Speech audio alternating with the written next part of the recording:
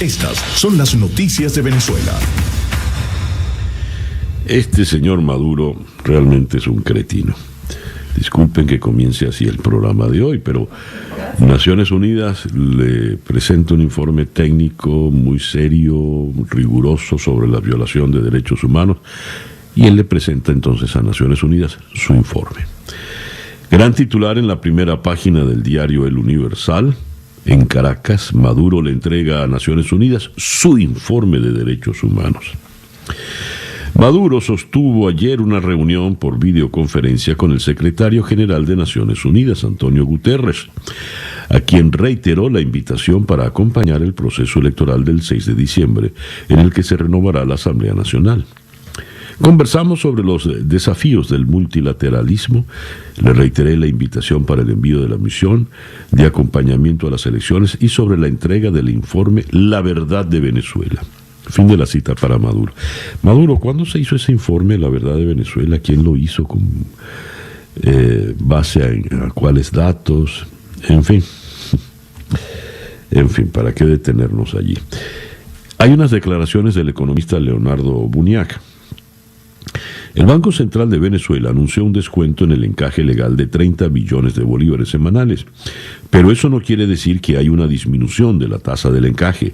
Esta quedó igual en 93%, lo que significa que si los clientes depositan 100 bolívares, la banca tiene que encajar 93 bolívares y se le imposibilita dar créditos.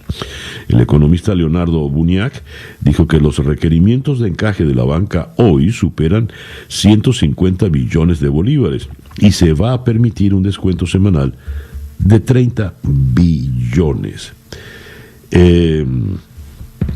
4 personas perecieron en el accidente de un avión que entró sin permiso a Guatemala desde Venezuela con droga y armas.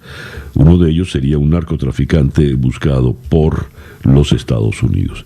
Esto se destaca en la primera página del diario El Universal de Caracas.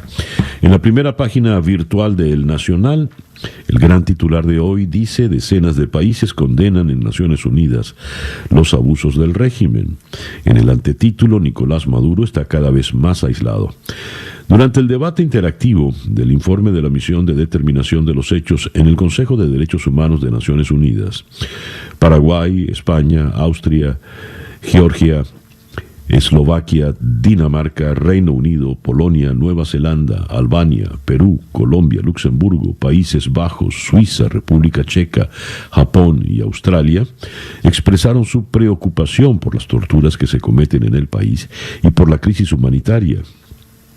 Comillas, la situación en Venezuela que describe el informe nos recuerda las trágicas consecuencias que tiene dejar a la población civil desprotegida frente a regímenes autoritarios, según dijo la representante de Colombia. Al lado de esta información, el Nacional destaca: el dólar paralelo continúa en alza y el oficial lo sigue en la carrera. El paralelo ya superó los 410.000 bolívares. Una máquina de abuso e impunidad, derechos humanos violados, crímenes de lesa humanidad. El informe de 443 páginas, elaborado por la Misión Internacional Independiente de Naciones Unidas, no solo reseña algunos de los casos más atroces, sino que responsabiliza al régimen de Nicolás Maduro y a sus colaboradores. Mariano de Alba, abogado especialista en Derecho Internacional, confía en que el informe tendrá un gran impacto mundial. Tenemos acá, por otra parte, la petición de Guaidó a Naciones Unidas es objeto de análisis. El presidente de la Asamblea Nacional solicitó a los Estados miembros que asuman la responsabilidad de asistir al gobierno legítimo de Venezuela en su misión de proteger al pueblo venezolano y considerar una estrategia que prevea nuevos escenarios luego de agotada la vía diplomática. Una magnífica noticia para los que siguen el béisbol. Miguel Cabrera superó a Bob Abreu y es el venezolano con más anotadas en las mayores. Qué gran temporada está teniendo Miggy. Lástima que sea tan corta. Y algo importante: la Unión Europea envió una delegación a Caracas para pactar postergación de elecciones. Josep Borrell, el alto representante de la política exterior de la Unión Europea, despachó a la delegación luego de reunirse con el presidente del gobierno de España, Pedro Sánchez, según reveló el diario ABC. Si Maduro acepta el aplazamiento, enviarán un equipo de observadores del proceso. Esta postura española ha sido duramente criticada por propios y extraños. Por ejemplo, Juan Guaidó, por aplazar un fraude, no deja de ser un fraude. El presidente Guaidó se refirió a su propuesta ante las Naciones Unidas del día de ayer, asegurando que se trata de un mecanismo que puede tener factibilidad y es lo que estarían evaluando. Pero critica la iniciativa de Borrell, y más dura aún es la crítica que viene de Estados Unidos. La postura de la administración Trump con relación a Venezuela en algunos casos es hasta más radical que la misma postura del gobierno interino. Carrie Filippetti, subsecretaria adjunta para Cuba y Venezuela del Departamento de Estado, manifestó ayer la posición del gobierno de Donald Trump ante la llegada a Caracas de una misión diplomática de la Unión Europea para intentar promover unas condiciones mínimas. Y dice ella, no se negocia con alguien dispuesto a asesinar a miles de personas. Alguien que es responsable de crímenes contra la humanidad, que está constantemente oprimiendo a su pueblo, asesinando a su pueblo, que persigue a sus oponentes, no puede permanecer en el poder, no puede supervisar ninguna elección parlamentaria o presidencial. Y me preocupa que la comunidad internacional esté tan enfocada en la elección legislativa, si debe posponerse o no.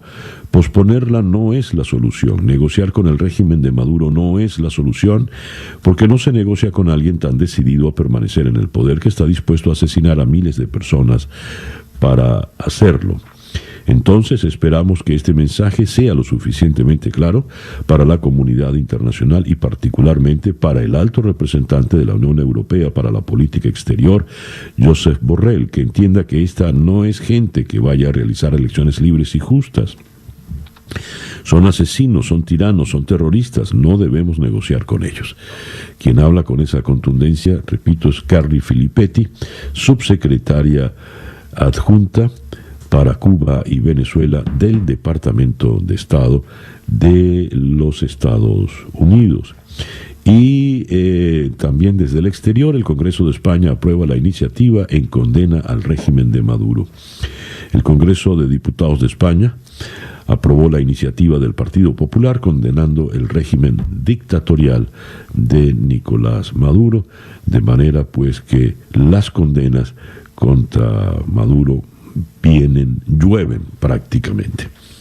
El reloj indica que son las 7:16 de la mañana, luego de haber leído la información de Venezuela acá en Día a Día. Noticias de Latinoamérica. Cabecilla del ELN en Colombia afirma que sus integrantes participaron en protestas contra la brutalidad policial en Colombia. El gobierno de Colombia rechazó ayer las declaraciones de alias Uriel, comandante del Frente de Guerra Occidental Omar González del ELN, quien había afirmado en un audio que sus integrantes participaron en las manifestaciones contra la brutalidad policial. Si alguien lleva adelante brutalidad sin límites son los guerrilleros. Esto no deja de ser una cruel ironía. En México, el ministro de la Suprema Corte quiere que se declare inconstitucional la propuesta del presidente López Obrador sobre el juicio a los expresidentes. Un proyecto de sentencia del ministro de la Suprema Corte de Justicia de México, Luis María Aguilar, plantea que el máximo órgano judicial declare inconstitucional y como tentativa contra los derechos humanos la intención de realizar una consulta sobre si se debe enjuiciar o no a expresidentes mexicanos. El presidente Andrés Manuel López Obrador presentó esta propuesta. Su objetivo es que, durante las elecciones de junio del 2021, se pregunte a los ciudadanos si están de acuerdo en que se investigue a 5 expresidentes. El proyecto se discutirá en pleno de la Suprema Corte el próximo 1 de octubre. En Chile, El voto a distancia no concita apoyo y es rechazado en la Cámara. Por no alcanzar el quórum requerido, la Cámara de Diputadas y Diputados rechazó el proyecto que habilitaba un sistema de sufragio especial no presencial para evitar el riesgo de contagio de COVID-19 en procesos electorales. La iniciativa, impulsada por el socialista Leonardo Soto, surgió con el fin de permitir participar en el próximo plebiscito constituyente del 25 de octubre a los contagiados de coronavirus. En el Perú, el Ministerio de Educación espera iniciar clases semipresenciales el próximo mes de marzo con o sin vacuna. Por otra parte, en el Ecuador, por decreto ejecutivo se establece la creación del bono nutricional de $240 para familias vulnerables. Por medio del decreto, el presidente de la República, Lenín Moreno, estableció la creación del bono de apoyo nutricional, que consiste en una transferencia monetaria de $240 entregada en un solo pago por una sola ocasión y con carácter emergente y excepcional. Increíble, no va a haber carnaval en Río de Janeiro. Río de Janeiro suspendió sus desfiles de carnaval del 2021 debido a la pandemia. Llegamos a la conclusión de que el evento debe ser aplazado, no podemos hacerlo en febrero, dijo Jorge Castañeiras, presidente de la Liga Independiente de Escuelas de Samba que organiza los desfiles. El Ayuntamiento de Río de Janeiro aún debe anunciar una decisión sobre las fiestas callejeras del carnaval, que también se realizan a lo largo y ancho de la ciudad. Pero su agencia de promoción turística dijo en un comunicado el 17 de este mes que sin una vacuna de coronavirus es incierto cuándo se podrán volver a realizar eventos públicos grandes. El carnaval, lo más emblemático de Río de Janeiro, ya no lo tendrán. Y en San Salvador, cientos de trabajadores y alcaldes de varios municipios de El Salvador se concentraron ayer frente al Ministerio de Hacienda para protestar por 4 meses del atraso del pago del 10% de los ingresos del Estado que el gobierno del presidente Nayib Bukele debería trasladar por ley a las alcaldías del país. Escándalo en el Congreso de Buenos Aires por una escena sexual. Esto es increíble. Esto es increíble. Un escándalo inédito se produjo en la sesión de ayer en la Cámara de Diputados, donde uno de los integrantes del cuerpo legislativo que participaba de manera remota del debate manoseó a una mujer y le besó un pecho. Todo quedó registrado en la pantalla gigante que se instaló en la Cámara Baja para habilitar las discusiones durante la pandemia. Las discusiones durante la pandemia. El episodio fue protagonizado por el kirchnerista Juan Emilio Ameri, representante de la provincia de Salta. Cuando vamos a la primera página del Clarín, ilustran con la pantalla inmensa donde están todos los participantes en el foro de la asamblea, y de repente tenemos al diputado Ameri, que en efecto le besa un pecho a una mujer. El día en que el sexo llegó a diputados, titula el Clarín. Ahora, este diputado kirchnerista, Juan Emilio Ameri, milita en una agrupación llamada Ultra K, el Aguante. ¿Cómo será de radical kirchnerista que se llama Ultra K el partido? Bueno, es una mujer que está sentada en su falda. Y el diputado, esto es peor que la foto, porque viene y dice, el diputado explicó que su pareja se acababa de colocar prótesis en el busto y él quería constatar cómo habían quedado, aprovechando que su conexión de Wi-Fi se había caído. Fue suspendido de inmediato por incumplimiento de los deberes de funcionario público. Ameri registra varias denuncias de acoso sexual en su provincia. En fin. Son las 7:22 de la mañana, acá en Día a Día. Escuchas Día a Día con César Miguel Rondón. Nuestra agenda para el día de hoy, viernes 25 de septiembre. Vamos a comenzar en Washington conversando con el periodista Jorge Agobián de La Voz de América. El presidente Donald Trump evitó comprometerse a una transición pacífica del poder luego de las elecciones, una posición que aumenta las preocupaciones acerca de que no se retire del cargo si pierde en noviembre. También afirmó que cree que las elecciones del 2020 terminarán en la Corte Suprema y que por eso es importante tener 9 jueces en ese tribunal. Esta noticia, cuando entremos a leer las informaciones de Estados Unidos, notarán ha levantado un revuelo de importancia, de envergadura en Estados Unidos. Luego de Washington vamos a ir a Caracas para conversar con Milos Alcalay, destacado diplomático venezolano, fue vicecanciller, fue embajador en Naciones Unidas. Con él vamos a abordar el tema del R2P. ¿Qué significa la aplicación de la doctrina R2P que solicitó Juan Guaidó en su discurso ante la Asamblea General, cuando pide y exige que los países asuman su responsabilidad protegiendo a Venezuela? ¿De qué estamos hablando? Luego de Caracas vamos a ir a Miami para conversar con el historiador Juan Antonio Blanco Gil. Él es historiador cubano, filósofo y diplomático. Estados Unidos impuso nuevas sanciones a Cuba que afectan al sector turístico y las exportaciones de qué han servido estas medidas han afectado al régimen cubano, pueden influir en un cambio en la isla, un tema sin duda importante y siempre interesante. Esto será en Miami. De Miami vamos a ir a Clearwater, también en el estado de Florida, para conversar con el economista Federico Alves. Consecuencias económicas del coronavirus en la región. Los confinamientos y otras medidas de lucha contra la pandemia del COVID causaron en Latinoamérica una pérdida de horas de trabajo equivalentes a 80 millones de empleos el segundo trimestre, según datos de la Organización Internacional del Trabajo. Luego de Clearwater vamos a ir hasta la ciudad de Madrid, donde vamos a hablar con Alexis Rodríguez, quien es el jefe de la sección internacional de las páginas internacionales del diario ABC. Borrell insiste en blanquear la dictadura de Maduro, según el ABC, y envió esta misión a Venezuela luego de haberse reunido con Pedro Sánchez, misión que ha sido duramente cuestionada, ya lo escuchamos, por el Departamento de Estado de Estados Unidos. ¿Cuál es la jugada? ¿A qué le apuesta el señor Borrell?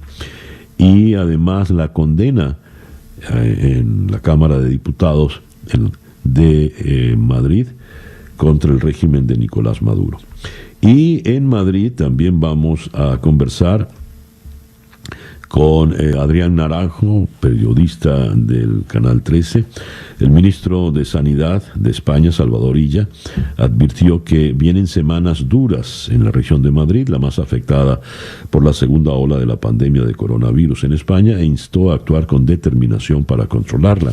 ¿Cuál es realmente la situación del coronavirus allá en Madrid? Los españoles y en particular los madrileños van en retroceso, mientras hay países que ya se sienten libres, por ejemplo los del norte de Europa. Ayer conversábamos con la periodista Ana Brolin desde Estocolmo, donde prácticamente ya se han liberado del COVID. Pues en España es todo lo contrario, van hacia atrás. El reloj indica que son las 7:27 de la mañana. Capicúa. El editorial con César Miguel Rondón. Lo primero que dijimos al abrir el micrófono en la mañana de hoy fue algo sobre el nivel de cretinaje de Nicolás Maduro. Maduro ayer habla con Antonio Guterres y el secretario general de Naciones Unidas insiste en invitarle a al proceso electoral del 6 de diciembre, pero le entrega su informe sobre derechos humanos. Un informe que él ha titulado La verdad de Venezuela. ¿En qué momento hizo este informe? ¿Cómo lo levantó? En realidad no importa. Todo lo que él diga allí es falso, es mentira. Lo cierto es que el informe levantado por la misión independiente de verificación de datos de Naciones Unidas ha sido tan demoledor, tan contundente en contra del régimen de Maduro, que no les queda sino inventar disparates. He allí el detalle. ¿Dónde está la gravedad fundamental de ese informe de Naciones Unidas? Pues que acusa directamente a Nicolás Maduro, Vladimir Padrino López, Néstor Reverol, Diosdado Cabello son responsables directos de las torturas y asesinatos que han ocurrido en las cárceles con los presos políticos